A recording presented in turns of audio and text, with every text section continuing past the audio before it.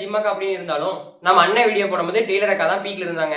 இப்ப இருந்த டெய்லர் அக்காவோட ஆடியன்ஸ் எல்லாம் போய் பிரியாணி மேன் சேனல்ல கீழே போய் பயங்கரமா கமெண்ட் பண்ணாங்க. அந்த கமெண்ட்டுக்கெல்லாம் ஃபுல் ஸ்டாப் வைக்கணும் அப்படின்னு சொல்லிட்டு நம்ம பிரியாணி மேன் என்ன பண்ணாருன்னா டெய்லர் அக்காவோட வீடியோஸ் எல்லாமே ஸ்கேம் அப்படின்னு சொல்லிட்டு ஒரு எவிடன்ஸோட வீடியோ வந்து போடுறாரு. வீடியோ என்ன இருக்குன்னா நம்ம டெய்லர் அக்கா வந்து ஓனா ஒரு டெய்லரிங் கோர்ஸ் வந்து பண்றாங்க.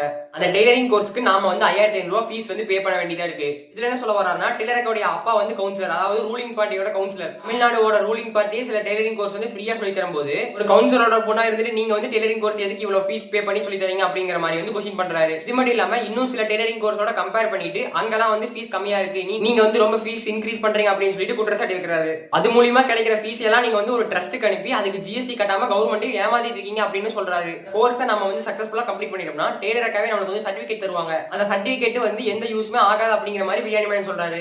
டெய்லர் அக்காவுடைய அம்மா வந்து ஒரு யூடியூப் சேனல் வச்சிருக்காங்க. அந்த சேனல்ல கேர்ள்ஸ் வந்து சொசைட்டில என்ன மாதிரி ட்ரெஸ் பண்ணணும், அவங்களோட ஹேபிட்ஸ் எல்லாம் எப்படி இருக்கணும் அப்படிங்கிற மாதிரி எல்லாம் சொல்லி தருவாங்க. இந்த மாதிரி வெளி உலகத்துக்கு சொல்லி கொடுத்தது